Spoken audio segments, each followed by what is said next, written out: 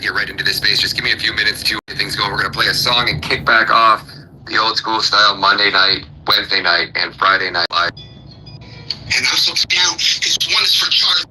So I gotta be brave, kill the father and the husband. You know, our freedom is what you can't kill freedom. So, and I don't know if you guys are glad to have Candace back. Oh shit, we got I'm not sure if you guys are as glad as I am that Candace is back and she's bringing the heat, but I'm so excited. You guys have no idea. It's like a breath of fresh air. And not only is it a breath of fresh air, but Candace is declaring war on the entire Turning Point team, and I couldn't be more excited. And I'm still more, I don't know if I'm more excited about Candace's back or that she was giving Sam Parker a shout out. And his story on Mikey McCoy is absolutely kind of changing the entire narrative on this entire investigation, man. I'm so stoked. Proud of you, homie. Why don't I pass the mic to the legendary Sam and let him say what up, and then we'll pass it over to Maze. How you guys doing today, guys? Hey, good to see you guys. Well, hey, props back to you. You got the big shout out too, my man. Candace was very generous today. You know, and she said something that I said yesterday. I said, we can't lay this all on Candace. Candace can't be a single point of failure. Number one, it doesn't make good strategic sense. It's not fair to her to put everything on her. And number three, it's way too big a case, way too big a crime for any one person to solve. I mean, it is so massive. Every aspect of this crime is massive. And so it's going to take, I said, a lot of people doing a lot of things yesterday. And she said the same thing today. She said she's glad that other people are jumping in, that it's decentralized, and that a lot of people are working together. So I think that's a really important message out of the gate here, to remember that we're all just people doing the best we can trying to solve this crime, and it's going to take all of us. It's going to take all of us doing a variety of things and a variety of investigations to get to the bottom of this. But yeah, happy to see her back. Glad to see her back. Dropping a lot of bombshells and giving a lot of props to people. You, Ian Carroll, obviously myself. I think James Lee got the shout out. A couple other people, Zeb Boykin. Sure, I'm forgetting somebody. I can't remember. Baron Coleman. She called him out too. She couldn't remember his name, but obviously the Baron Coleman. So yeah, I mean, there's just a lot of developments, and I want to address, and then we'll pass the microphone off to Maze here real quickly. But just I want to address this idea that Candace is. She's just like, she's just trickling stuff out. She's just teasing us little bits at a time. And I'm like, you know what I realized? This case is so massive that you have to spend time thinking about and observing like each aspect of this and analyzing it, picking it apart. It's like it's like drinking from a fire hose. And she's pacing herself. She's vetting the information. They're thinking about it. They're analyzing it. They're presenting it in pieces, because really that's really the best way to do this, because otherwise it's drinking from a fire hose and it's overwhelming and we can't absorb it all. Anyway, so that's just something to keep in mind before we get too deep. I'll throw it off to Maze. Hi guys, man, I was just watching it. It's something about like watching her like detangle this in real time, and it's amazing. It's like she was chosen for this. It was truly remarkable. I'm so glad she's back. You guys definitely deserve the shout outs that she got, that you guys got. But yeah, this is it's almost like as she unravels it, I'm like on the edge of my chair, like, what is she gonna bring? And every time she delivers, y'all, every single time she delivers. Like today's episode was crazy. I can't wait until we get into it. I'm super glad that you decided to do a space right after it. But yeah, back over to you, Ryan. And welcome, guys. Repost the space if you don't mind. Hit the little purple pill. Make sure you repost the space and put it in your group DMs. And yeah, what you got, Ryan? No, I'm so excited that Candace is back, because it changes the entire dynamic. Her voice is so massive, and it really allows us the message to get out there, like no matter how great, the work that me and Sam or anybody else does, it's like it reaches a certain point, but then when Candace gets a hold of it, it really makes it go kind of viral, kind of goes national at that point. It really goes everywhere. So it's nice that when you finally find that thing, like Sam found that video of Mikey McCoy, like we all watched that video 1,000 times and nobody saw that. Nobody put those pieces together. And then after it was like 50 days later of a video we've probably all watched 1,000 times, you just see that one thing that you overlooked, and you're like, how the hell did I not see that before? And then all of a sudden it just opens up a whole new can of worms, and it just adds to like the exponential amount of questions that we have that are going unanswered. And I think that I had a guy that came over and installed my shower glass, and he was talking to me about how he started to listen to Charlie Kirk, and then he came back in after, because I had to order the glass, I had to cut it and come back and install it, and he brought another apprentice with him, and then his apprentice come over, and this kid was much younger, he's like in his 20s, and he's like, all I'm doing is watching Charlie Kirk, I'm paying attention to the whole investigation, like I've seen your videos online, blah blah blah blah blah. And it's like your average run-of-the-mill people are talking about this. Now we're, what is this, 57 days past the assassination of Charlie Kirk, where the Trump assassination 14 days later, it was a cold turkey. I mean, nobody was talking about it outside of Crowdsource the Truth and a few other people. 14 days later, we had like one congressional hearing about it, and then it fell on deaf ears. And even people, like I played a video yesterday, it was of Megyn Kelly interviewing Don Jr., and she asked him a question, and he kind of did the whole, like, I'm going to give you this roundabout answer. And then she like circled back, she's like, no, I'm asking you, like, you didn't answer the question. Do you think the FBI is actually going to get to the bottom of this investigation? And Don's like, yeah, you just hear him like even the people that are supposed to be faking it and trying to make you think that they believe that the FBI is going to get to the bottom of this, like, they can't even fake it anymore. And anybody, like, all of the fake MAGA, the Con Inc., all of these the cronies out there that were attacking Candace, even Crowder, right? All of these people are just burning every shred of credibility that they've ever had, if they had any at all left, or anybody actually respected these people. Like, we can all see what's happening here. So I'm just glad that everybody's waking up, and the amount of people that are really waking up at a level that we've never really seen before. And it's like, you can't really scroll through any social media platform at all and not see just a nonstop, relentless barrage of people like calling out Israel. Like you're hearing Kash Patel getting called a little bitch, called it Israel's bitch to his face, was just so funny by whatever chick reporter that was that one day. It's like, people are pissed, our country's getting destroyed, and it's getting destroyed because of the corruption. And it's like, no matter what we find, what we uncover, what evidence we bring forward,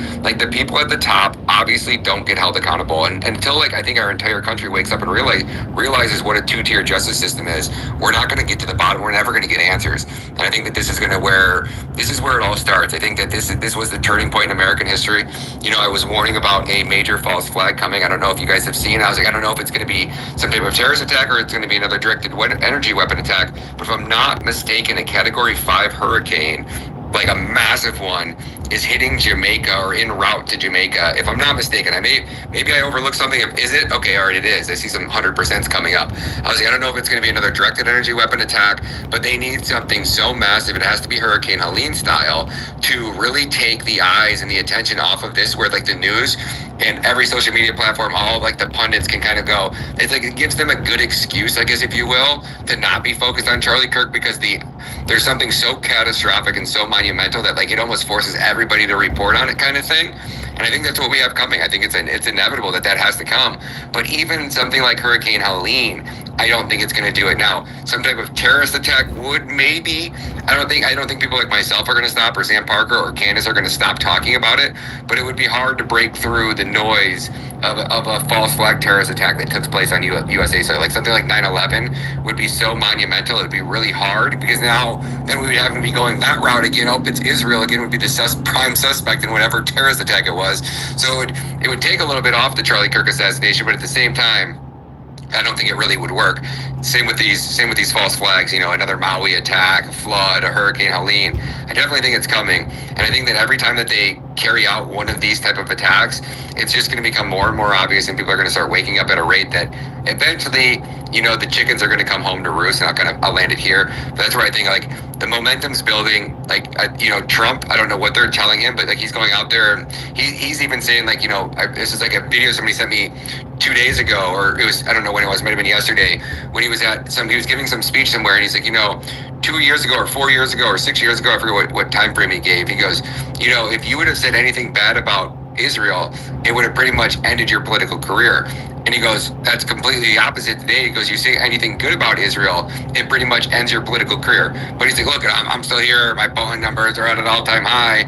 So I don't know, like, if he's actually believes that his polling numbers are at an all-time high, if he's not on X, if he's not feeling the way that we feel, because the amount of people that I see that have MAGA in their bios, or patriot or this. You know that they were out there campaigning and hitting the streets, promoting President Trump just like I was. And now we're over here the exact opposite, saying like this guy's like pretty much the Antichrist and he's owned and controlled by the Jews. And then every time he does something, it just reinforces that. So when people like us are saying that, hey, Trump's a Jew, he's controlled by the Jews, he's owned by the Jews, and then you might be trying to defend Trump, you can only defend the man for so long before the defendable becomes indefensible. And I think that's kind of where we're at here. So I'll land it there. I've been talking a long time. I'll pass it back over to Sam. How you doing, brother? Doing good, man. Doing good. Candace does great work, and she has an advantage that the rest of us don't have. She has millions of people sending her tips, but she knows all these people. She was part of this organization, and she's in contact with them, right? She has access to more information and footage than we do, right? So that's why one of the reasons why she's so critically important to this investigation is because she can get her hands on things that like we can't get our hands on, right? We're not going to be able to get our hands on the first minute of footage from Tyler Boyer, around the corner saying they killed him, like he's not going to send that to me, right? Or whatever. I can't remember if he said they shot him or they killed him, but and somebody can correct me if I'm wrong, but I believe that was Tyler Boyer, right? That's who that was that she was communicating with. No, I thought that was Tyler Boyer. It was Terrell Fansworth. You talking about the guy who took the memory cards? No, the guy who went through the walk or through the overhang around to the side and filmed himself a minute after or less than a minute after the shooting, where he said they killed him, or they shot him, and then he said it. Terrell Fansworth. That was Terrell Farnsworth?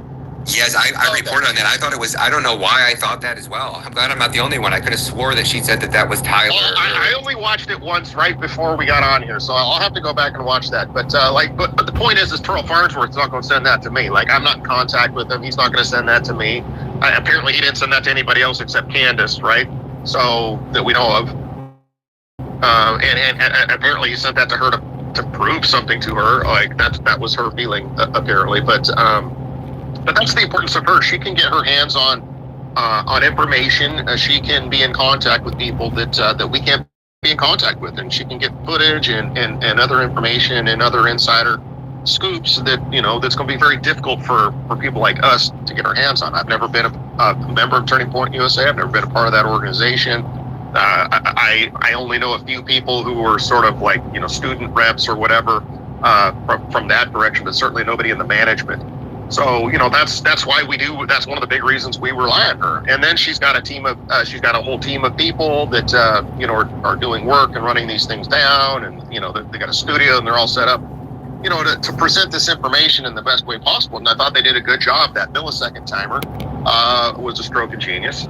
It really, removes a lot of doubt. Now, I don't know, did anybody, Brian, or Maze or anybody else on the speaking panel, did you guys see TPUSA's response today to my video to the Mikey McCoy controversy, walking away? Did you see that? No, fill me in. They spent about, 8 or 9 minutes trying to debunk that. And they had Andrew Colvin and Blake Neff on there. And Blake says, I was standing right next to Mikey. And Blake defends him. He goes on at length to defend him. And I think we'd have to really listen to it together or something to pick it apart. So I don't want to bore everybody. But basically, I do. So send me, if you got the link when Maze takes the mic, just send it to me or whatever, and we can play it. All right, maybe we'll do that. But there's some critical aspects about the Mikey McCoy narrative, right? That we all wanted answers to. In the media, the New York Times was saying Kirk said that Mikey called her at 11:23. Like, that's the exact minute Charlie was shot, right? And then his Mikey's dad, Pastor Rob McCoy, was saying, well, he called me the minute Charlie was shot. Said, Dad, Charlie was shot in the neck. And he had blood all over him. And he said, I picked up on this, but I didn't. This is that fire hose, drinking from a fire hose. I picked up when he said I was looking or I was watching, and, he had blood all over him, and Candace said, well, what was he watching? And I've had that question myself, but I sort of didn't think to verbalize it on the timeline. I was just like, well, what's he talking about? Was he watching? Yeah, what was he watching? And I thought maybe he had a private feed, because they weren't publicly streaming it. I thought maybe they were privately streaming it to some people. Maybe that's what he was watching. I mean, that's sort of like, I was sort of in that stage of like I had acknowledged that he said that, and I was kind of thinking about it, but it hadn't yet occurred to me to like, hey, like get on the timeline and say, hey, what's up with this? And she did that. It occurred to her, right? So this is why we need, a lot of people. With this conspiracy, get over yourself. But one of the questions was they both claimed to have been called by Mikey in the first minute, right? And Rob McCoy said he was covered in blood. So a lot of inconsistencies there. Another inconsistency was like, why didn't Mikey, or another question we had is, why didn't Mikey, go to the car, ride with Charlie to the hospital? And that was another, like, why is he not running away or walking off when they're loading Charlie? How come he's not there, So that was another question that everybody had. And then, of course, there was the phone itself. Like, why did he raise the phone up to his ear so quickly and then walk away? Like, why is he walking away? Why isn't he running or ducking or diving like everybody else? Why is he on the phone? And when did he make this call? These were all questions we had. Well, they had answers for Blake had a nice little answer for all of these little objections, except for one that he didn't address. He didn't address the Rob McCoy, Mikey had blood all over him little thing. He didn't address that. And I will. I'll send you the link. Actually, let me grab it. Let me just grab it now, and I'll send it to you. But I just thought it was, interesting. Mikey McCoy is Charlie's chief of staff and has been for 6 years. He's married. He's a grown man. He's not a little kid. Okay, they call him Mikey, but he's not a little kid. He's a grown man, a married grown man. Where's he been for the last 3 days? 3-4 days. Like, how come he hasn't addressed this? Why did Blake Neff and Andrew Colvin have to get on their show today and do damage control? If Mikey could have just showed us his call logs. He could have said, look, I was terrified, this or that or whatever, and I panicked or whatever, and here's my call logs, here I called. Like, he could have done a lot of things. He remained silent all weekend. He didn't respond to anybody, right? And he's still not responding. He's letting other people do the lifting for him. And I'm like, this is the chief of staff. He's been going on all these podcasts talking all about this, but he's not talking about this, and he's not addressing this. Let somebody else take the lead on this. Anyway, so I will send you the link, and if you want, we can listen to it in the space. Everybody's already, I assume, has watched Candace, maybe not, but so let me just, anyway, so that was, I watched it like 3 times. I have a lot of problems with it, but it kind of doesn't make sense to go into it until we've all listened to it. So I'm going to send you that link, Ryan, now in the DMs, and I'll pass off the mic. So, like, the part that I thought was a trip, guys, I mean, I did see all of the footage of Tyler where he ran off to that little wall, and we saw him, like, holding the phone up, and I thought he was, taking some footage or whatever. But little did I know that he was actually doing this little selfie video.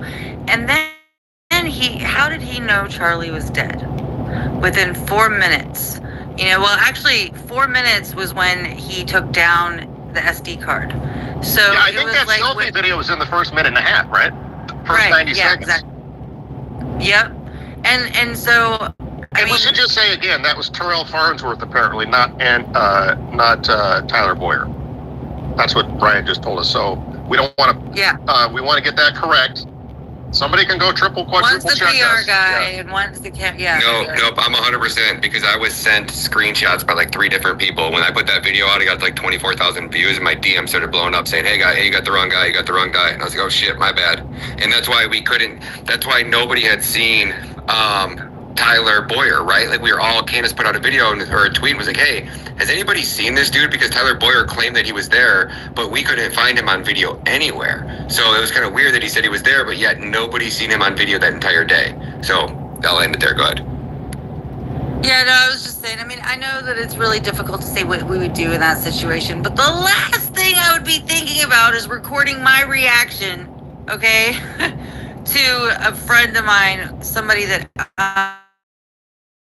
just gets shot. I don't go over to a wall and just start kind of recording my, kind of turn the phone around a little bit, but like, why would that be the first thing that comes to your mind? I mean, like, it's almost the last thing that would come to my mind, which is why it was really shocking to me. I'm like, what? Like, and I mean, you can even see on her face, like, she was like, he sent me a selfie. I was like, yeah, I think she encapsulates kind of the same like emotion that comes over me with her sarcasm a little bit. But it's odd. And she sat on that for a while. I think she was trying to give them a chance to kind of continue to do the right thing at some point. Like they're going to come through and like, start doing the right thing. But I think she seems to be in full exposure mode, very also strategic in how she's handling it. But I thought that was really interesting. And then also the shared text messages that she had between her and Charlie, I think are just another thing that, just really just kind of shows and reveals how close they were. You're talking to people about like, your dreams, and they all blasted her about it. But then you can see that this was a common thing that they talked about, Yeah, like are we going to blast Charlie now? Are we going to blast Charlie for talking about his dreams too?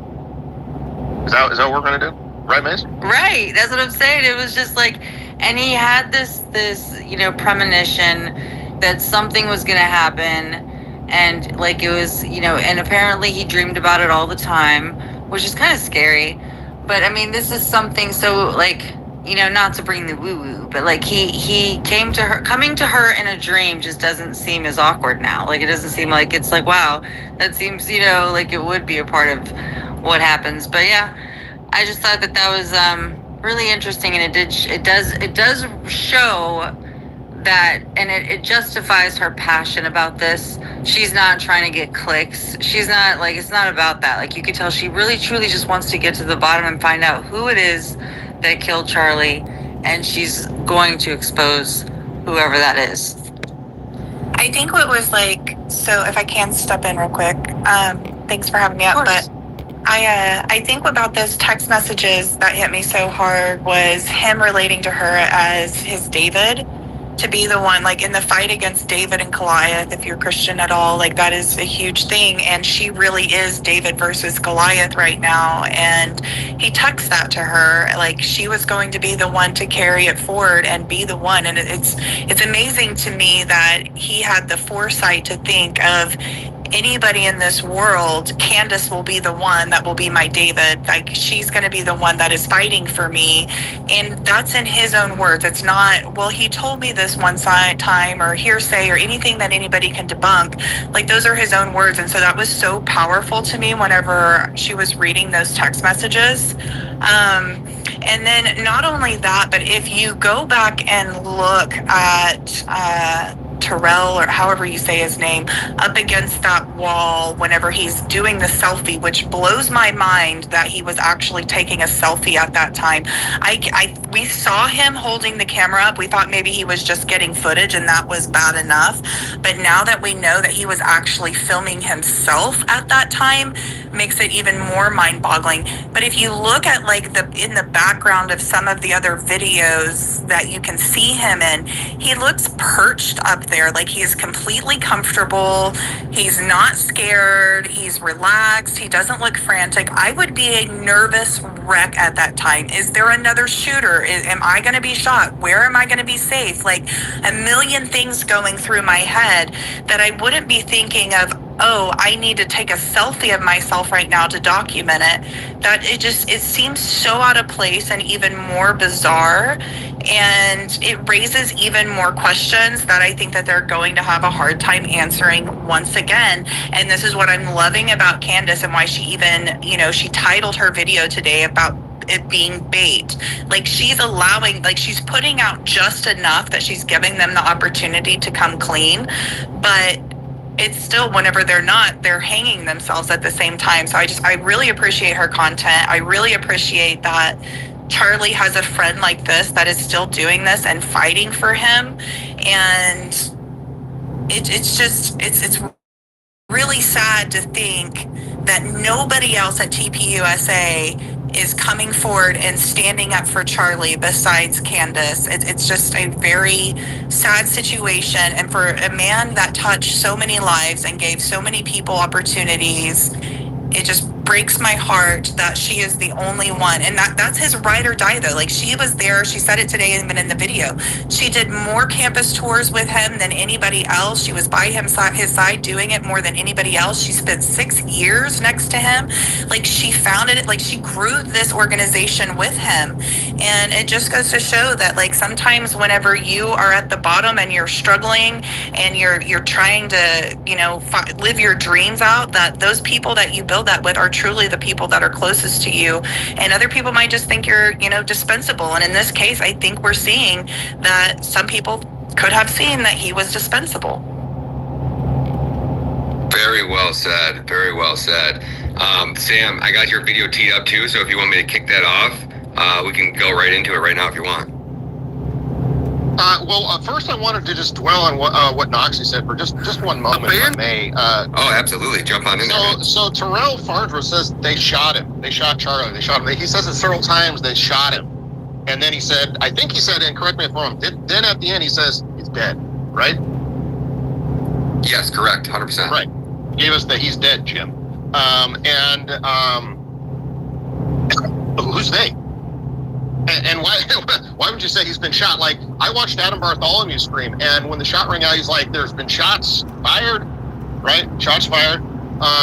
You know, or you might say Charlie's been shot, but they shot him. They shot him. They shot Charlie. They shot. Like, who's they? He said they several times. Who's they? So Terrell Farnsworth, if you think there's a they involved here, how come you haven't spoken up? Because right now the narrative is just this one guy, you know, this Tyler Robinson kook. So if it's they, like who's this they? Is the radical left? Is that who he's referring to in this moment?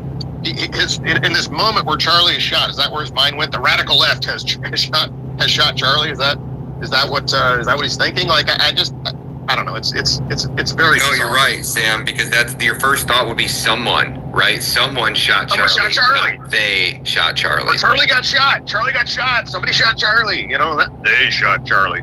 That's like something you say on Twitter. They, you know, like because you don't want to get censored, right? They, you know, it's just a weird way. It's a weird way to describe it. And then for like 2 minutes later, not to interrupt you, but 2 minutes later, he's already standing on the chair that Charlie was just shot and murdered in, pulling out SD cards like it's no big deal, pacing around the place. And it's just like, where, like, I don't understand the mentality of where he was at that time. Like 2 minutes later after filming himself saying Charlie's dead, being the first person, he said he was dead within a minute of Charlie being shot. And then 2 minutes after that, he's already over there trying to pull SD cards. He ran to that position behind the tent, up on the wall, before Charlie even hit the ground. The dude had not even hit the ground, and he was already running into position to get up there on that perch where he can video.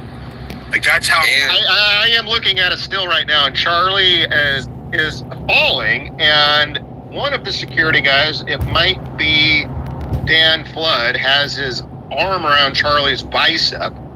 You know, you guys might remember from the video, like he goes to sort of cradle and hold Charlie as he kind of lowers into the ground as Charlie's falling, you know, that whole sort of scenario. And I can see Terrell has his back to it all and is in running mode.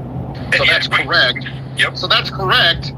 Charlie hasn't hit the ground or fallen yet. There is blood coming out, but Terrell is not looking at it. He's actually looking away where he's looking towards where he's running. And so again, exactly, how does he know Charlie's dead? How did him and Mikey McCoy know at the exact same time? It was almost simultaneous from the way that you guys are describing that. Him and Mikey would have both like basically turned around, not seen anything that was going on, and both went in the exact same direction and did some really weird shit at the exact same time without knowing anything that was going on. I'm gonna do you one better. Blake Neff. Now, if anybody wants to embark on a research project, and maybe this is for Blake Bednarz, I don't know, but Blake just said today, we're going to listen to this clip in a second, he says that he was standing right next to Mikey. So in the footage, it looks like there is a bald guy. From one of the angles, there's a bald guy standing next to Mikey wearing, I think, a blue top and some slacks. I think that's Blake Neff. I'm looking at another angle here, and you can distinctly see the rear end of Blake Neff, the back half of Mikey as he's disappearing behind the tent, and the back of Terrell Farnsworth's head and the back of him, as they're all running away, except for Mikey, who's strolling. And Charlie has not yet fallen out of his chair. Charlie has not yet fallen out of his chair, and not one of the three of them is looking at him. The other interesting thing is they all, instead of, if you look at the footage from one angle, there's two ways you can go from behind that tent. You can go straight back into that parking area where the cars were, where the SUV is, you know, how the direction where they carried Charlie's, eventually we're about to carry Charlie's body through, or you can cut behind the tent and go at an angle to the far side of the overhang to where where Terrell filmed his little selfie. And what's interesting is all three of them took the far path over to that spot rather than the quick direct path straight back. I don't know what that means. But there's also the cameraman who because you just named three. It's Diligent. Oh, hey, Diligent. Yeah, what's up? So there's also the cameraman who was closest to Charlie filming, who, when Charlie got shot, he didn't look towards Charlie. He turned around and looked towards the tent where they were going to be dragging behind the tent. He looked the opposite direction. So he actually moved away from the action and spun his camera around to look to his right instead of facing Charlie, to where Charlie would be being dragged out, right? So he's another one that also did, when the shot occurred, okay, was acting strange as hell, right? He turned away from the noise, the shooting, etc., and to where he would expect Charlie to be dragged out. It's so crazy. Talking about the cameraman on the left side of the tent who's behind the tent, right? So there was a photographer, and I have their names, and I'm driving. I'm actually on my way to Utah. No, this is actually really important because I'll set the scene for you, Diligent. When you're looking straight on at the tent, you know, at Charlie falling out of the chair, to the left, behind, there's the guy with the white shirt and the white hat, but then behind him, behind that back corner of the tent, on the left, as you're looking at the tent, there's two photographers. There's one facing to the right, who's a photographer, it looks like, I think. It's a videographer. And then there's a videographer facing to your left, pointing away from the action. But as soon as Charlie's shot starts to fall out of his chair, he pivots around to capture the action of the people fleeing behind the tent rather than peering in front of the tent to get footage of Charlie. Too. I've been working on this for I haven't released it yet, but I have almost everybody in that frame who is behind that barricade. I have all of their names, all of them. And by the way, so he pivots around, and rather than film in front of the tent where Charlie is, where the action's going on, he actually starts filming the people coming around the right side back of the tent. Blake, Tyler, Terrell, he's filming them. Yep. Where's that footage? Yep. And that's a nice camera. We would be able to see quite clearly their reactions, what they're doing, their gait, are they on the phone, all that stuff. Where's that foot? I've always thought that's strange that he moved into position to film what was happening behind the tent rather than Charlie being shot in front of the tent. Carol did. Yeah. The photographer and the videographer, they all moved to go exactly where Charlie would be being dragged out after the shooting. And they didn't take any time to assess what was going on before they did it. Zero seconds. None. 0 time. Not, as Candace with her milliseconds, it was 0.83 something, 830 something milliseconds, but is the time it took Mikey to raise his hands up over his ears, put his phone up and start walking away, like less than a second.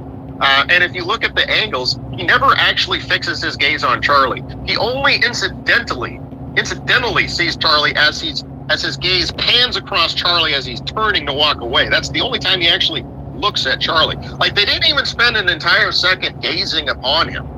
And again, I cannot stress, he hasn't even fallen out of his chair when they're already gone and out of sight. How do they know he's dead? How do they know what's happened? Well, Sam, because now you got me so interested. I want to hear what the actual TPUSA team is saying about you, because you basically brought all of this to light, and I think it's interesting. I think the audience wants to hear it too. So let me play this clip really quick. This is really funny, by the way. He's about to say my name, then he decides not to and pretends like he forgot it. It's pretty funny. It's a move. It's a move. You'll be able to hear it, but I'll let you guys decide for yourself. All right, let's do it. So, Sam, do you want to give us a little breakdown? Because we got a bunch of people who just joined us. Explain this clip to us for 5 minutes or for a few seconds, and then I'll play it. So there was I don't know who the guy leading this discussion was, but there's going to be three guys you're going to hear. You're going to hear one guy tee it up, then you're going to hear a lot of Andrew Colvin and a lot of Blake Neff. Blake Neff, again, was the guy standing next to Mikey McCoy at the back edge of the tent. Andrew Colvin was not there. But these are going to be the two guys who mostly you're going to hear from talking about what happened and explaining, what Mikey was thinking, what he was doing, and I'm just like, where's Mikey? Like, he's been all over on video every day. Like, why isn't Mikey telling us this? So that's my thoughts. I'll let it roll now. All right, Sam. Let me know if this is too loud. Let me know, because I'm playing this through my speakers, so sometimes it gets a little bit loud. But let me know. I'm going to play it right now. We got to do a little addressing of a video that went viral this weekend, and it's a video of Charlie's chief of staff. We made the decision and we wanted to address this head on because, candidly, there's so much intrigue, and I'm gonna do a generous thing. The intrigue is because people care about Charlie. Okay, so that part I understand. You're more generous than I. Yes, and that's fine. And I am going to give you the floor here now, Blake, because you were there and you actually interacted with Mikey.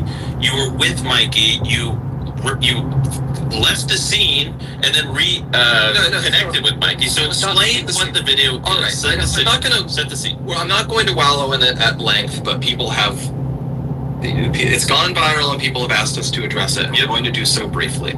The video, without going way into it, is by, I can't even remember the guy's name. Someone had made a video that is attacking Mikey, Charlie's friend, Charlie's chief of staff, a guy all of us know, a guy who we've seen on the show here the last few weeks.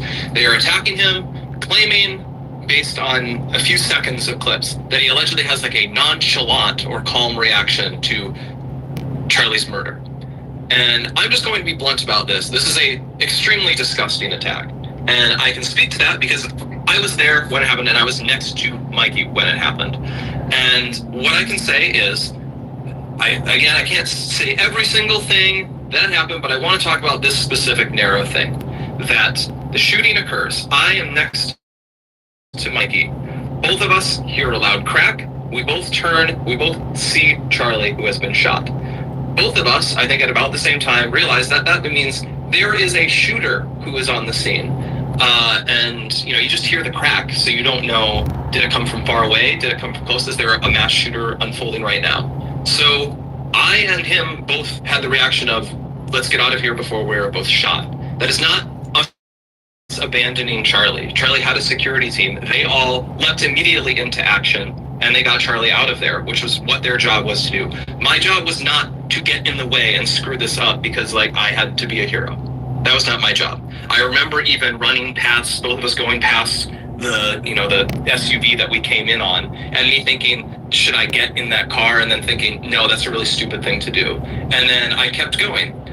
So I was not with Mikey, or I don't remember being with him. I think I was ahead of him as we left. And we get out, and I run for, can't have been more than 15 or 20 seconds. And then I realized there hasn't been another shot, so the shooter has likely been detained or stopped or something, not in immediate danger. I pause, I look around me, and I see Mikey. And I see Mikey there. And I will never forget what I saw, because I've seen Mikey almost every day for the past 2 years. I know his personality very well. He's a very bubbly guy. He's a very happy guy almost all of the time. And I'll never forget what I saw, because it was clear in the moment that he was profoundly freaked out. What I'll always remember is the way his lip was quivering, which I'd never seen before. And you very rarely see from someone that he was freaking out. And then I think he literally said to me, I might be imagining this, but I think what he literally said was, he was looking around, and then he says, I need to call Erica. And then he takes his phone and he begins calling Erica. And I don't want to disclose how that call unfolded, but he did that. Your mind extends all of this, but that is happening within a minute of all of this occurring. I remember he calls Erica. Around the same time, I pull out my phone and I call my mom just to say, hey, Mom, there's been a shooting. You're going to see it on the news. I'm okay. pray for me, I've got to go. I remember that call. And around the time I put that phone away, and then he immediately calls his dad. He calls Rob McCoy, and he says, Dad, someone shot Charlie. You need to call all of your pastor friends. Charlie was hit. We need everyone to pray right now. And that's what he told him. And I guess it's very disgusting for me as someone who witnessed this, who saw Mikey hugely distressed and then step up in the moment, because after that call was over, I saw Mikey like get total mastery of himself, that he realized he had to step up in this situation. And he, from that point, he was like a general directing a battle, where he was, grabbing people and saying, okay, we need to get to the hospital and we need to do these things, and you guys need to wait here. I need to get in here to get information so that I can get it to Erica. And when we learned he was dead, he came out and he told us, and then he says, now none of you can say anything that you've heard, because Erica's not going to hear about this from anyone except me. Can I ask a question? I've just been thrown into this 10 minutes ago, but there's a suggestion online that Mikey, Charlie's chief of staff, one of the most sincere people you'd ever meet, brilliant, Christian, kind, everyone he ever met in his entire life, couldn't hurt a fly, was part of a conspiracy to murder Charlie. That's what's going on. It's vile. It's utterly vile. And we do this. Like, what type of individual? Just to create content, do we think? Or is there what's the answer? I don't know. I think a lot of this mindset just sort of fuels itself. It's sort of addictive in the same way a lot of social media stuff is addictive, or in the way like honestly something like pornography is addictive or something. Like they almost get a high off of like the idea of like that they're doing something that's daring or out there. Yeah, and I want to make one other point though, and this is actually to your point. You saw Mikey do heroic things that day. I saw Mikey do heroic things. I was not on site, but I immediately flew to Utah. We got a plane, and it's not something that I'm used to, but it was like my wife went with me. We went straight over. I knew I needed to be with Erica and the team immediately, just because, I just knew. But that moment when I got the news, I was so shell-shocked. I was not even there, but I was immediately traumatized. My brain fries like an egg. I can't see straight. I can't think straight. All I knew is that, like, what's happening? My wife came in. She, like, hugged me. We started crying together.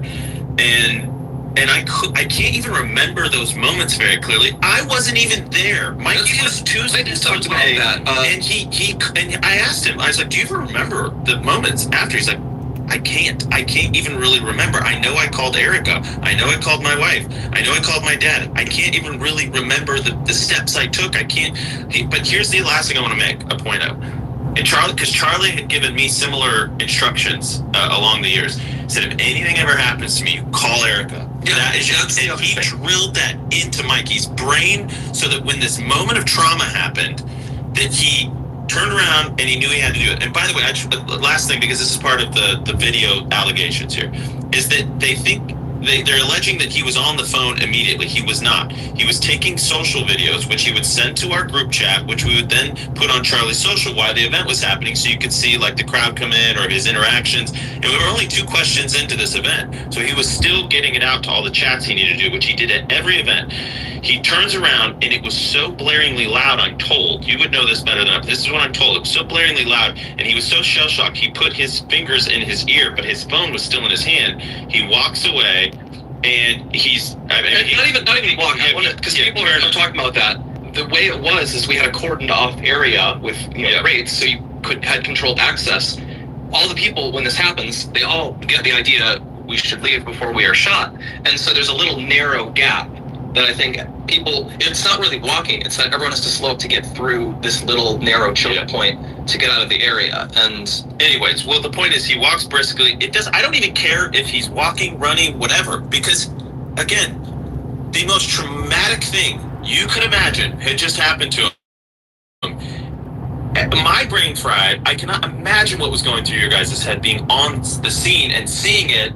And knowing, again, the security guys are jumping in, he turns and I'm telling you, Mikey that day turned into a general on a field, marshaling the troops going, but like for a second there, obviously he didn't know what to do. And then he clicked into gear eventually. It was amazing. Mikey was a heroic figure on that day. So I good. really want anyone who finds these narratives attacking him to be remotely credible to really, really stop and think about what you are doing. Because what All right, guys. So there we got a lot to unpack here, and we have the legendary Miss Elizabeth Lane, who's one of the famous journalists who's actually trying to get Tyler Robinson an attorney, which this is a whole nother rabbit hole that we're going to go down. She threw her hand up first, so I'm going to jump over to Elizabeth and let her give us a little bit of commentary, and then we'll jump back over to Sam and Maze and Diligent. Go ahead, Elizabeth. Hey Ryan, hey guys, good to be here with you. I accidentally saw this, so I was like, I gotta say hi to Ryan and everybody. Sam, great work, by the way, on those videos, incredible work. And it's funny, like, this guy mentions general, because I was going to say we should turn Mike McCoy into a general and deploy him on these hotspots, all problematic hotspots, because I'm telling you, my ex is a Navy SEAL, and even he could not handle the situation the way Mike McCoy did, unfazed, focused, unshaken, just randomly walking. It's incredible that they have the audacity to come out and say that. Also, I don't know, correct me if I'm wrong, but their story still doesn't make sense to me. Okay, so he called Erica, according to what they officially are stating now, but if he called Erica, it's obvious from the video that he was already on the phone with somebody, because he takes the phone, he puts it up against his ear, right? Like, if I'm not mistaken. So then the shot happens. I mean, Charlie gets shot and falls over. Even before Charlie gets falls over on the floor, he continues to talk instead of dropping the phone or dropping the call and trying to figure out where to go, where to run. Should I help Charlie? Oh no, I'm scared. Like, all these thoughts should be running in his, let's say he's a coward, okay? Let's say he didn't want to help Charlie, he's a coward, he's not even running. So what exactly happened there? And something that I would love to discuss with you guys and this crew is, okay, so let's say this is a bullshit story. Then it only means that Mike McCoy either knew something, was involved, or obviously something's up with him and his dad. Well, what do you think that is? Like, the question is, okay, obviously they do benefit, with this whole situation. If Charlie's dead, they do benefit. Apparently they have a plan how Turning Point should continue and carry out. I mean, his father came out and told us that, I think it was September 14th, when he said that we have a plan, we know what Charlie wanted. But how down does this rabbit hole go? What do you guys think?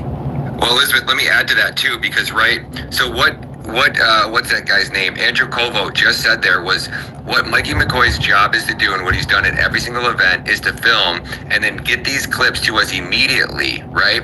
So what that means is anybody that's in this game, right? I'm sitting next to you guys. I have 2 phones on me right now. There is no way in hell I am taking calls on the phone that I'm filming with. So if the phone in his hand was the phone that he was filming with, then he magically is getting a call through what you're going to be filming. And like, you think about, you're like the number 2 at Turning Point. So your phone's probably, you're in communication with these people nonstop, especially if you're in communication with the team. How are you simultaneously filming with the exact same phone that you're then taking calls on? So that part right there is the number one thing that stuck out to me. And I'll jump over to Sam, because Sam's kind of the one who this story's all about. So go ahead, Sam. Well, can I? No, yeah, I want to hear from everybody on this, because I have about 30 things to say about this, but I want to hear what other people have to say. Well, I just wanted to chime in real quick that Candace did say on her show today that whenever she talked to Terrell, that he had said that they had just started, that was the first time that they were live feeding and doing the cuts directly from the home office. And so why would he be doing it there whenever they're live feeding it back to TPUSA so they can make the cuts and get them out immediately? Well said. See, that's why I love these spaces. Who wants to jump in here next? I do want to say that I want to answer her question. You don't, and this is for everybody in the room, you do not have to be a PhD of everything. Their narrative is the thing that's not adding up. If you look at the work that Ryan and diligent, wonderful work you've been doing, my friend, and Sam, you can see the base level responsibility of the people presenting their narrative to you is that it makes sense. If you were directing these scenes, you would be a terrible director if you didn't say, sorry, but what you're doing isn't believable, try again. We have at least 3, 4, 5 people that are there, and then other people that aren't there, and their narratives, what they're doing, their behavior is so strange and so odd, it doesn't add up. And the fact that the FBI, the fact that the intelligence industrial complex is not even concerned about these things, when everywhere else in their life, when they smell a rat, they go right after it. We all know that this is willful ignorance. Don't think that you have to come up with a counter narrative. Just say what I'm seeing is bullshit and I'm not buying the narrative. It's Very all well fake said. and gay, in the words of Candace. Am I the only one that thinks that Judas? Andrew Colvin. He is the Judas of this situation, though. That him and the other guy sound like closeted homos. Blake Very Knapp. much so. Blake Knapp was the other guy. I have to feel like between JD Vance and these guys, I feel like Turning USA and the administration has been infiltrated by some kind of secret closeted homosexual cult. At this Diligent, it's funny you said that because I believe I was the very first one to start calling this out because I got a call from a Turning Point insider. This is like an OG, goes back to, I don't even want to say the time frame because this person was like really giving out anything that could expose who he was, but he was information. He's like basically like what's that guy's name? The Tyler Bowman.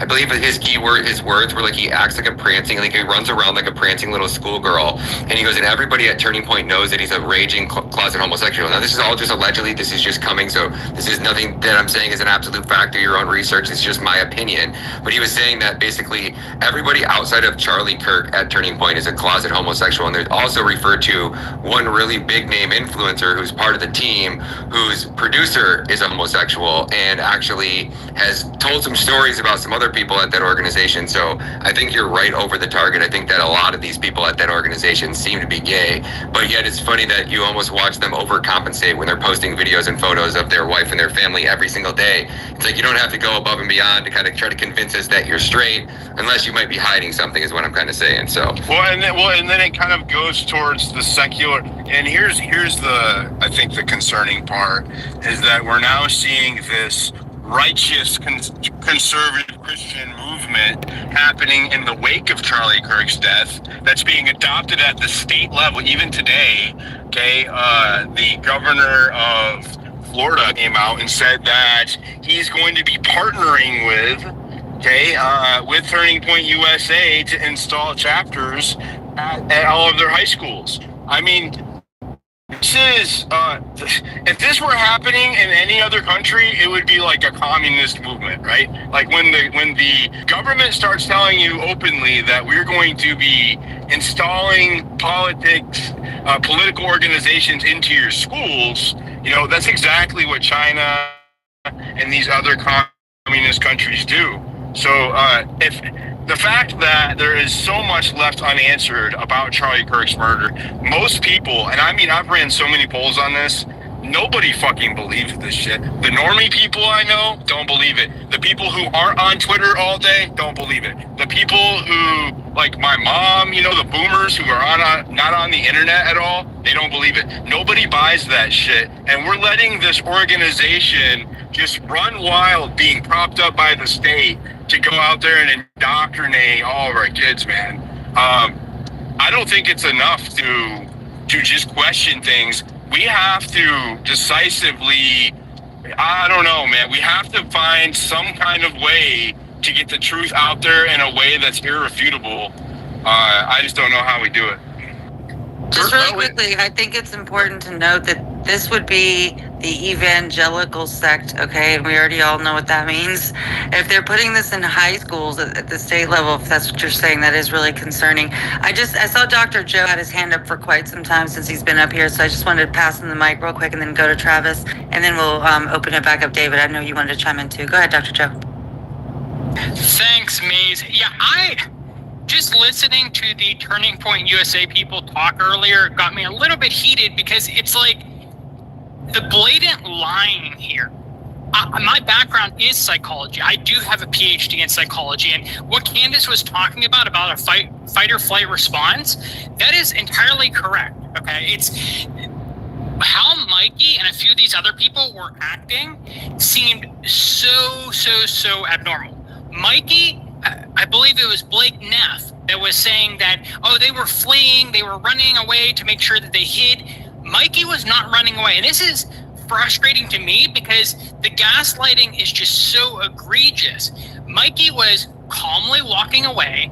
He instinctively picked up his phone. I believe it was Elizabeth Lane that was saying earlier about how just their reactions were so instantaneous. It really did feel pre-planned that Mikey was going to pick up his phone, answer it, or continue the call. I believe Candace said it was about a minute and 40 seconds beforehand because she had that entire time mapped out across a number of different angles. But if there was a call placed on Mikey's end, that call was placed about a minute and 40 seconds before Charlie was shot. And so he was sitting there waiting, and his instinctive reaction, if this was not Erica and this was not Mikey's father, Rob, he had an instinctive reaction within a second.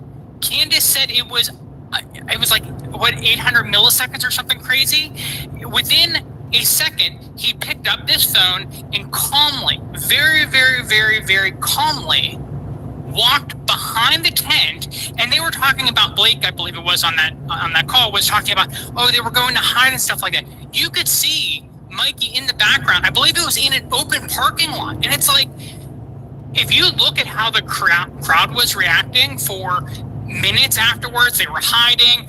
There was one video where Temptation was like talking to some goth people, and they were far away and they were hiding. Minutes later, they were afraid of another shooter. They were afraid of the active shooting zone. And these people who are directly near Charlie, they, within a second, were reacting like nothing happened. You don't see the fight or flight response. You don't even see a shock response. It's not like Mikey looked like he was in shock.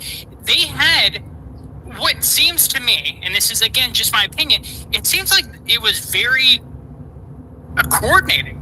And then on top of that, when you have these two turning point people, Blake Neff and Andrew Colvey, that are saying that, well, Mikey didn't call them, he didn't know the order and stuff like that, he called them, stuff like that, it got a little bit chaotic. I can give them a little bit of leniency. I can say, this is the steel man for their argument. Fine, he doesn't remember the order. But who was he talking to immediately, within literally a second, after Charlie was shot? He picked up that phone with no hesitation. And it's the strangest thing to me. Sam, did you have something you wanted to say? Well, I was just going to say, you're just a porn addict. You're just like a porn addict, Dr. Joe. That's what Blake Neff just called it. He called us a bunch of porn addicts for being obsessed with this. Compare us to being porn addicts. Instead of actually appreciating people really looking into this, isn't that strange? Wouldn't you appreciate that this many people cared about getting to the bottom of his death, like, and to figuring out who actually did it, to getting justice for Charlie? No, they don't care. And it seems to me that that's only something that a guilty person wouldn't want, you know? Where's Mikey? Mikey is a married man, chief of staff, Swiss Army knife, field general. Where's Mikey? Where's Mikey? Why isn't Mikey saying anything? I just want to know where's Mikey. Like, I have a feeling thinking about this in front of him. That's kind of what my sense is. Could be wrong. But they were. Methinks they does protest too much, but there's so many things to get into here. I don't want to take it away from Dr. Joe if you had more to say. I just wanted to point out, Dr. Joe, that you're basically a porn addict for being obsessed with this. That's all I wanted to point out. As a psychologist, you must appreciate that. Well, I mean, it's obviously a diversion. You have these two people, Blake Neff and Andrew Colvey, they're talking to a primarily evangelical Christian audience. And so you want to associate people who are looking into this incident with porn addicts, something that you're not supposed to be doing as a Christian. You're not supposed to be watching porn. And so it's just, I mean, you could maybe, if you want to be as generous as possible, be like, okay, maybe it's just a coincidence, they're doing this. But reality, it really does seem like they're trying to smear the people who are actually looking into this. And Candace was completely right that it's weird. Like, they're not even trying to use the best possible interpretation for why people care about the Charlie assassination. They're just saying, oh, well, you're a porn addict. And it's like, well, where is that connection coming from? It to me seems like a very, very clear smear tactic. And there were so many people, and I just don't think the people who potentially planned this really had an understanding about how difficult it would be to silence all the people there, all the different camera angles, things like that. And so they had this narrative that, I mean, it quite frankly does not align with reality. You're watching this video and they're gaslighting you that if you believe what your lying eyes are telling you, you're just a porn addict. It's like I mean it outrages me to a certain extent to see this level of gaslighting. And I believe, truly believe, for my tax money, we deserve better psyops. Thank you. Yeah, I'm looking at a still shot here. I'm about to post it, but not a single person in the crowd is plugging their ears. Not one. The only person, because remember they said Mikey, he was just plugging his ears and he happened to plug one ear with his phone, like one ear with one hand and the other ear with his phone, plugged his ears, right? Because it was so loud, it was so loud, it was so shocking and traumatizing. He plugged his ears. Not traumatized enough to run, of course, but traumatized enough to plug his ears with his phone. But I'm looking at the still shot. Literally the only person, there's a whole crowd, all the security, people running away in the back. The only person in the frame who has his ears plugged is Hunter Kozak, the questioner, who I want to point out we have on video practicing plugging his ears moments before, right? We all did. Everybody see that video where he's like practicing, like his plugging his ears and like crouching. He practiced that, right? He's literally the only guy after Charlie got shot who made that motion to plug his ears. And I guess perhaps Mikey McCoy, who did it with his phone, plugged his ears with his phone. Another thing I want to, I'm just scattershot here, but back to Ryan Matta's point, about, getting social media clips. If he's getting social media clips, why for the minute and a half previous to Charlie getting shot, did he have his phone up under his armpit or up under his arm? Like, he's not filming anything. He's not editing anything. He's not posting anything, So where's all the editing? Where's all the chat dropping? Where's all that? I'm not seeing that happening right here. Yeah, Sam, and you wouldn't, right? It's not possible for you to be filming and taking calls on the same device. No videographer in their right mind. I'm sitting here right now with you as we speak with an iPhone 17 in my hand and an iPhone 16 Pro Max right next to me, because there's no way when I'm out and about, I can't be taking phone calls. I'm talking about when I'm at the fucking gym, bro. I got one phone in my hand and I'm sitting there on the treadmill recording videos, and I don't want people texting me and blowing me up on my phone that I'm actually working on. So, there is no way in possible hell that Mikey McCoy is the guy that follows Charlie Kirk around. He does this all the time. And his same phone call that you're like the number 2 in command. So if people need Charlie, they need something, they're blowing up your phone. You're the dude that's right next to Charlie all the fucking time, right? So there's no way that you have that phone that you're going to be recording in the middle of a banger where Charlie Kirk's getting lighting some dude up and you're filming it, and all of a sudden your phone rings and it cuts your video off. It's in no reality would that ever happen. But he wasn't filming that either. Have 2 phones. But he also wasn't filming Charlie. During this fire question, he's also not filming Charlie. He's not videoing Charlie. He's not editing anything. His phone, So, but I just want to stick with this because they said he was so traumatized. And it was so loud. He was so loud. He had to cover his ears. Well, okay, you're literally the only one who covered his ears. But when you see him on the far side of the tent strolling away, his hands are still up to his ears.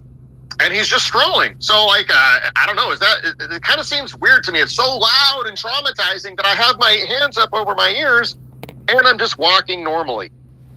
Is that? I will tell you that I have been in the vicinity of an actual... Hold on. Before we jump in there, Maze wanted to reset the space really quick. So I'm going to let her do that, and then we'll pass the mic around.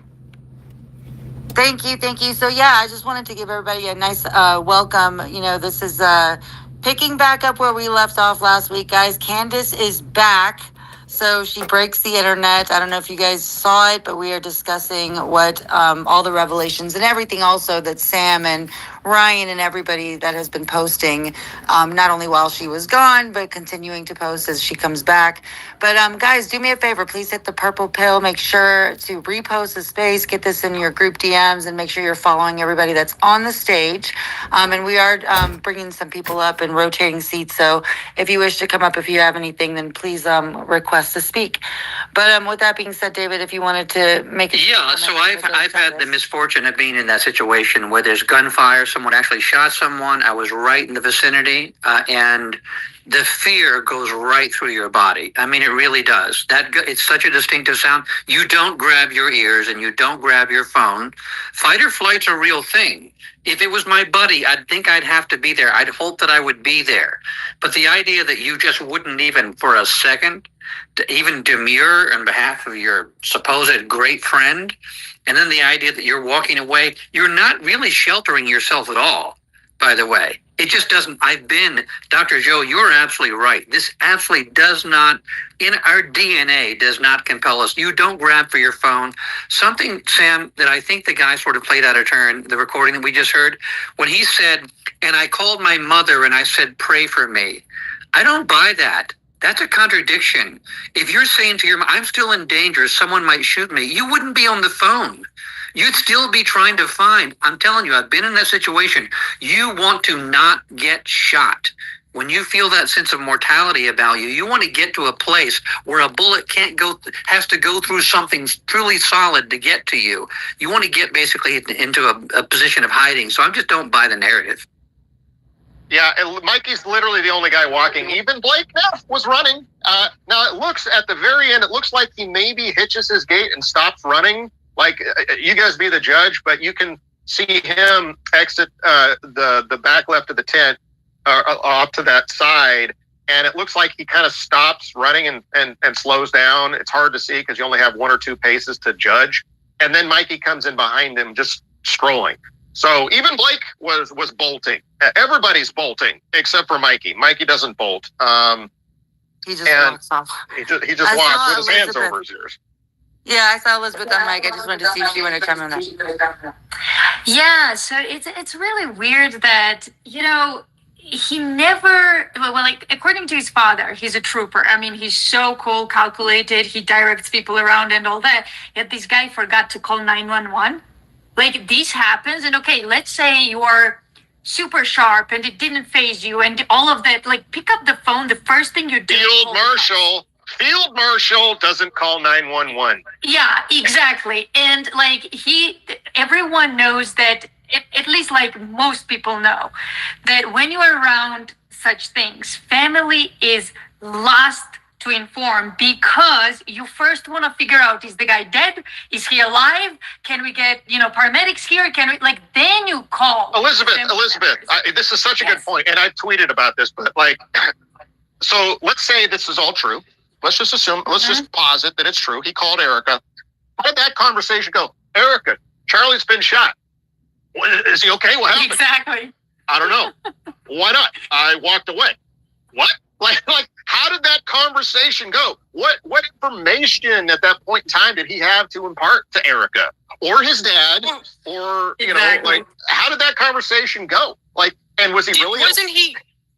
Wasn't Mikey telling people that Charlie was shot in the neck? How would he know that from the angle he was at? I mean, I pulled over every video last night trying to determine if Mikey could have seen where Charlie was shot before he walked off, and I'm 50-50.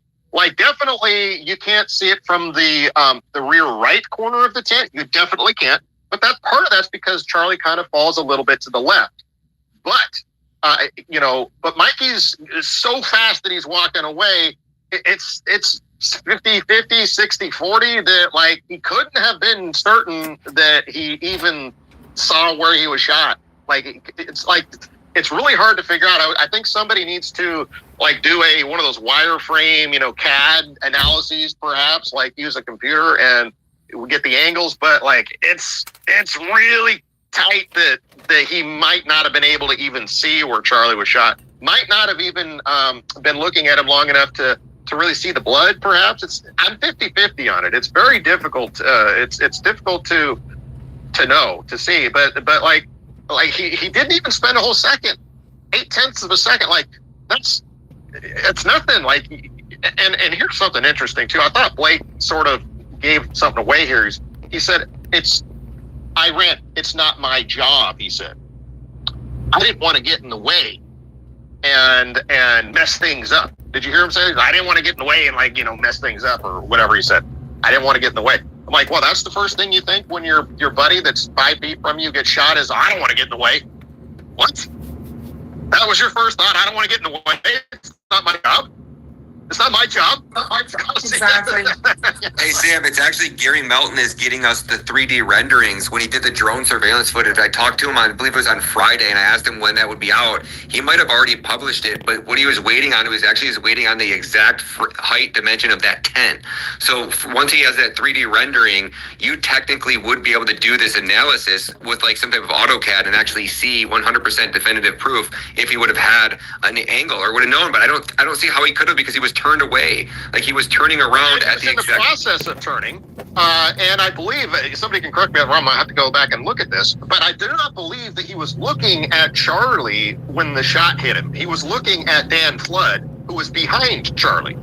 And then he kind of turns back to his left a little bit when he puts his left hand over his ear, then brings his phone up to his right ear and starts to turn back away towards the back of the tent. That's when his gaze flashes across Charlie as Charlie's falling over, starting to come out. But it's all boom, boom, boom. It's so fast. It's 0.8 of a second.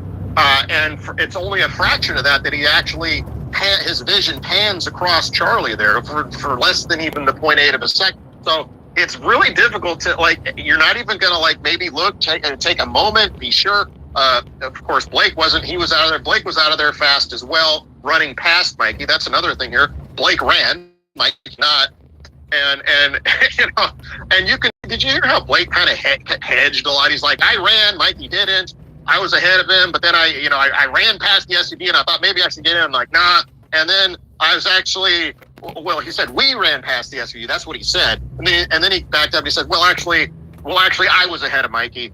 And then I stopped and then I looked around. Oh, and there was Mikey. You see how he's kind of talking around this fact that, like, he ran, Mikey didn't, but yet they were together running past the SUV, but maybe they weren't. But he had to stop and look around, and oh, there was Mikey. It's very, very herky-jerky there. It seemed like he was sort of trying to word salad his way to sort of, like, kind of reconcile the fact that he ran ahead, Mikey walked behind him, but then somehow they're together, but then they're not together. They're not together, then they're together, then they're not together, then they're together again. He's kind of narratively all over the place. But did you guys catch, there's something very interesting here that came out here. We already knew about the 2 phone calls that were hard to reconcile, the call to Erica, the call to Rob McCoy, that both claimed to have gotten a call from Mikey in the minute this happened, right? Erica said in New York Times, I got the call at 11:50 or 11:23 a.m. Which was the time of the shot. Now the official time of the shot was 11:23 and 30 seconds. That's the police 11:23 and 30 seconds. So unless Mikey walking away and then they get to the SUV and then they stop and look around and then Mikey calls Erica, it's still 11. It's still within that 30-second time window. Kind of seems like a stretch. But and then apparently he was not on the phone with Erica for very long because by the time Blake calls his mom, he gets off the phone quickly. Then he said Mikey called his dad, Rob. All right, such that he said these 2 phone calls happened within like the first minute to a minute and a half. See how he's kind of massaging? It sounds like he's kind of massaging the data because we're like, oh, how did he call both these people in the first minute? He's kind of massaging the data here. Well, did you hear Andrew Colvett? He says that actually there was a 3rd call, that Mikey said he called Erica, then he called his wife, then he called his dad. That's what Andrew Colvett said Mikey told him. Called Erica, called his wife, then called his dad. So, but yet you got Blake Neff saying he called Erica, then he called his dad. So now there's 3 calls we have to account for in the first minute to a minute and a half. And I'm just thinking to myself, is he really only spending like 15 seconds on each call? Like that first call to Erica Kirk, like Charlie's just been shot. And, like, let's just set aside that, like, he can't even know if Charlie's dead or not, doesn't know anything because Charlie hadn't even fallen out of his chair yet when Mikey was gone. Let's just set that aside. Erica said he screamed it. He screamed Charlie's been shot. Now, Blake just said, I'm not going to get into how that call went. He said, I'm not going to get into, how that call went between Mikey and Erica. And I'm like, well, Erica already told us. She already told us he screamed Charlie's been shot. And I knew that what the words were before he screamed them, she said. Sam, I got to jump in here for a second. That is something that I picked up on as well, which was so weird. When you are talking to the wife of someone who was just murdered in front of you, and you're talking for like 15 seconds, that is this straight. You don't comfort her at all. You don't talk, like she's not asking questions about like, well, what happened, things like that. Like there's no back and forth exchange. It's like, oh, hi, Erica, your husband's been shot. I got to call my mom now. Bye. Like it just, and something else Sam was talking about earlier is, and Dr. Joseph linger on this because there's so much to unpack here. Like, what do you mean? Where is he? How's he doing? I don't know. Where's he shot? Well, I'm not sure. Maybe in the neck. I don't know. Well, what do you mean you don't know? I'm not there. I walked away. What do you mean you walked away? Is he okay? Go. I would be furious if I were Erica at this point in time with him. You know. And people need to remember, we slowed the video footage down to show you this, but this is a few seconds. At most, it's like a minute and a half, okay? So all of this is occurring. That's their story. All of this is occurring within like a minute and a half. And most of these things are occurring within seconds. In some cases, this person is reacting in under a second to an assassination with this calmly walking away, calling Erica, calling his mother, calling his father. It is so strange, and it's just worth emphasizing just how rapid in succession these events are occurring. Maybe some of it is a little bit of pre-planning in case an assassination happens, but I gotta figure, as Sam is talking about, Erica knows something here. You don't just get off the phone with her if you have her on the line as her husband has been shot. Especially since Mikey wasn't. Okay. He wasn't Mikey, focusing on it. Thanks for letting me know. Call me back when you have more details. Right? Bye. Well, he's walking away. When is he going to get more details? He's walking away, right? So I just wanted to chime in on this really quickly. What I love about how this is unfolding is that they're having to explain themselves frame by frame. Everything they're saying when it goes to court, like, you better have been calling your mama, okay? Because they could actually pull the records and we could find out. Like, I want to know. I can't wait to like literally see who were you on the phone with?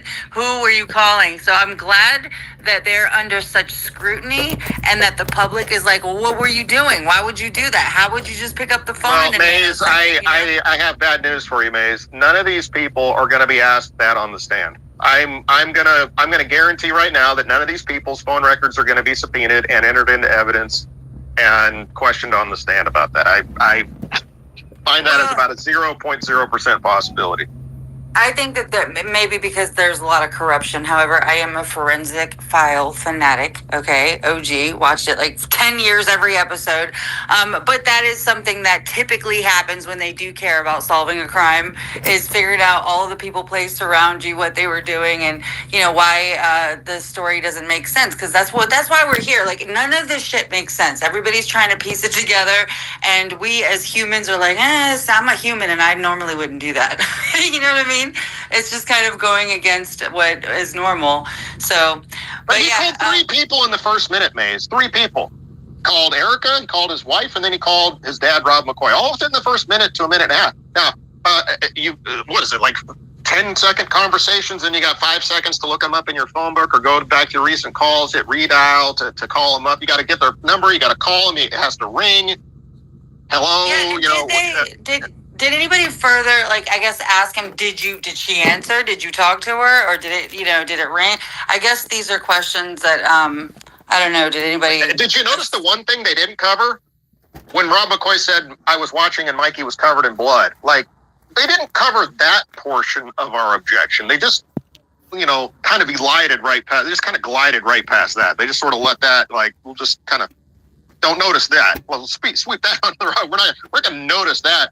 And both of them, Blake and Andrew, were very insistent that it was drilled into Mikey that if anything tragic ever happened, that he should first call Erica. They both said that. They both wanted us to know. They wanted us to know that Mikey really, really had it drilled in them to call Erica. And I'm just like, is this kid a stupid retard? Like, first you call 911. Then you get an assessment of the situation, perhaps, or something. I don't know. Yeah, maybe then of course you call the wife. Of course you call the wife at some point. Of course, you need to be told that, like, if something happens to me, call my wife. Like, you have to have that drilled into you. Charlie had to drill into Mikey that if anything ever happened to him, he has to call Erica. Is he a retard? Of course you're going to call the wife of your boss and your friend if something happens to him. Of course. Do I need that drilled into me? And do I need two people to tell me that it was drilled into him? Again, it's too much. It's too much. I'm sorry. Can I say something? Yeah, I apologize. Go ahead, Don, and then we'll go to Travis. Travis, I'm coming to you. Look, Okay. thank you for having me over here. I don't know if anyone else can relate, but when I see everything that's going on, their behavior, like just the way these humans are reacting, they remind me like the Democrats. I apologize. They are terrible actors. I swear to God, I'm watching a Tubi movie. I swear to everything I love. Yo, you don't react the way you react in a situation like that when you see somebody get shot. At all. I'm talking about the guy that recorded himself today when Candace showed it. That's not how you react. And he wasn't live. Like, I don't know. He wasn't live, like, talking to viewers specifically. I will understand that. Instead of just putting the camera, record, and just record your reaction to it. That, to me, is no. I live in New York, in the ghetto. I apologize. And you don't react like that in certain situations.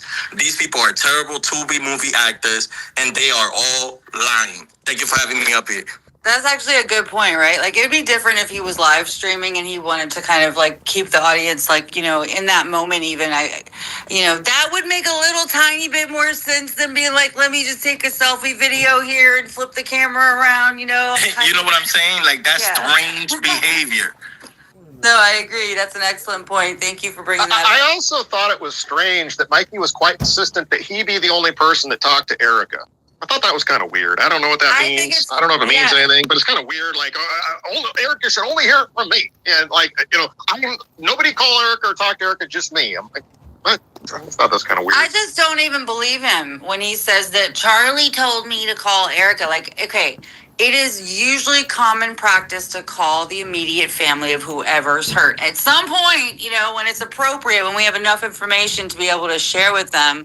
But, like, for him to think and take it upon himself that within a nanosecond of Charlie not even going down, he still isn't even down yet at this point, he's going to pick up the phone and do that. Like, it just isn't, again, it defies logic, it defies reality, and that's why I think it's great that all of this is getting recorded, because, I hope that there is a way to be able to subpoena these phone calls, just because them putting all of this information out there gives them a lot to prove and disprove. So let's go to Travis. Travis, you had your hand up. You've been up here for a while. I appreciate your patience.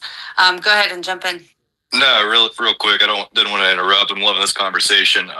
Anybody that wasn't in the space this past Friday, I've been running billboards really across the country. But Sam, I took your idea and kind of put a spin on it. So made a website, and instead of it being an info dump website, it's kind of serving as a hub to the different social media profiles for independent journalists. And I've been advertising this across the country for the past day or so now. And based on the website traffic, it is working.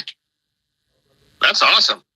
Thanks for that update. That's great. See, everybody, this is the initiative we need. Don't ask for permission.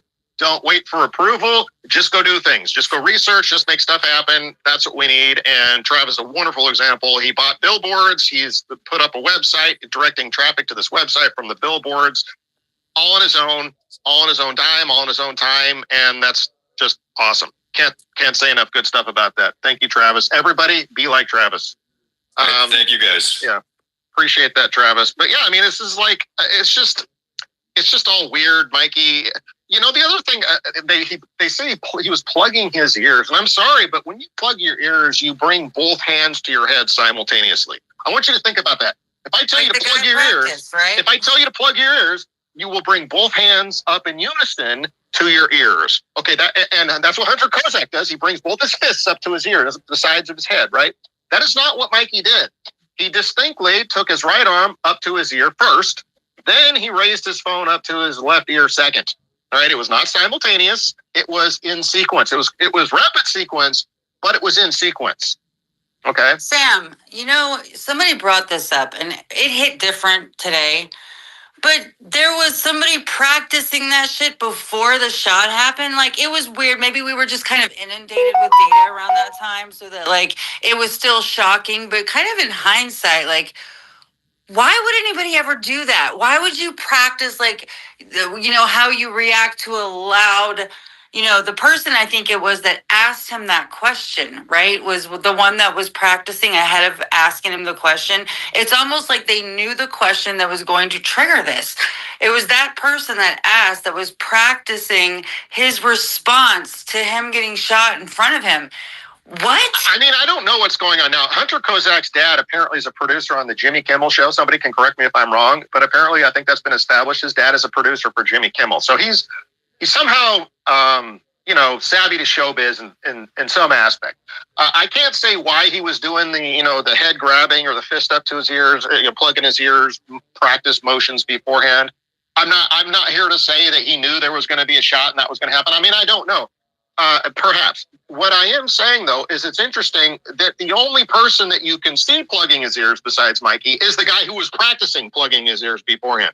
Why he was practicing, I don't know. But he's the only other guy visible in the frame plugging his ears was the guy who happened to be practicing it. So Mikey was just plugging his ears because he was traumatized and in shock and it was so loud. I'm like, literally the only other guy that plugged his ears was the guy that was practicing plugging his ears beforehand.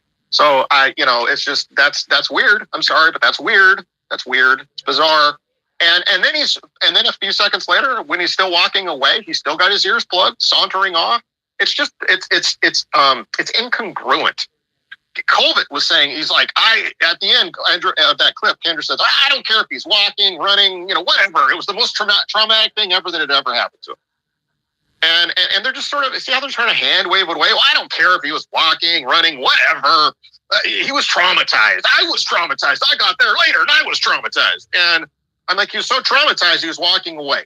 That's what happened. He was walking away with his phone over his ear. That's what happened.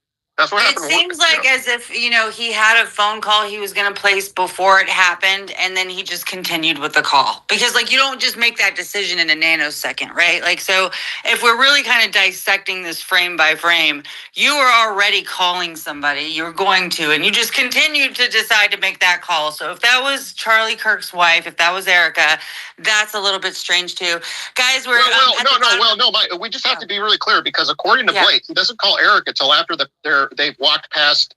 Well, Blake has run past the SUV, and Mikey has walked past the SUV. Now they're gathered together again. Now he's calling Erica. So he doesn't claim to be calling Erica in this moment. So the point is at this moment, he was holding the phone. At this moment, it's 11:53 and 31 seconds. When he's turning away. So to be able to call Erica when it's still 11:53 and he's walking past the SUV. He's got to now call her within the next 29 seconds for that narrative to hold up. I love how detail-oriented you are. Guys, this is an epic panel. Please do me a favor. Make sure that you're reposting the space. Get this in your timeline. These spaces have been getting tons of replays. It's, I think, a few 100% typically come in the replays just to get everybody caught up. Candace is back. We're all on it. And we're, I think I don't know if we're going to be doing this every week or every day like we were before, but I definitely think that there's going to be a few of these per week. Make sure you share this with your peoples. But we do have a few people up here. Carlos, you've been up here for a while. Just wanted to give a shout out to Destiny, who's up here. Much love to you, and thanks for coming up, Joa. But go ahead, Carlos, jump in. All right, thank you. Yeah, great space, guys. I can't state enough how important this work is. We're literally preventing another, Warren report of something being swept under the rug. So I applaud everyone on here on the stage and talking about this. But I would love to hear Sam's perspective. I don't want to pivot too hard in this conversation, but Sam, I would love to hear your perspective on one is that why the public execution of Charlie when we know that there could have been many other ways for them to accomplish this. So I'd love to hear your perspective on that. And then the second part of that is that the narrative around his assassin and whether it was a left wing or a radical jihadist or, whatever, that narrative fell apart pretty quickly and hasn't really been leveraged. I would love to hear your perspective on those two things of why that hasn't happened. Why what hasn't happened exactly? The first one is that why the public execution? Of the security. No, I got that, but you said why? What? How did it happen? At the end? Like in other words, they started at the beginning saying, "Hey, this was a transgender lover. He was a radical leftist," and then it seems like that narrative that they try to push with that, because we know that they will never let an opportunity go to waste. There has been a whole lot of other things since that perspective to really push forward an agenda. Well, okay, yeah. So let's go back to the top. Public execution. Well, because you want to send a message. You're sending a message. All right. This is a space from Ryan Matta right here on X. That's his at Ryan Matta Media. I'm at work now, and I got to work on my crane, and so I'm not gonna be able to attend the stream, and it's gonna be loud and crap. I appreciate y'all joining me. We hold spaces every weekday, Monday through Friday, 6 a.m. to 9 a.m. Eastern. This is my normal space with General, okay, at 1776 General _. He's part of the Ethnic American Project. If you could come and join us sometime, we can talk actively on there. And I appreciate y'all joining me. It's been great, but I got to get to work.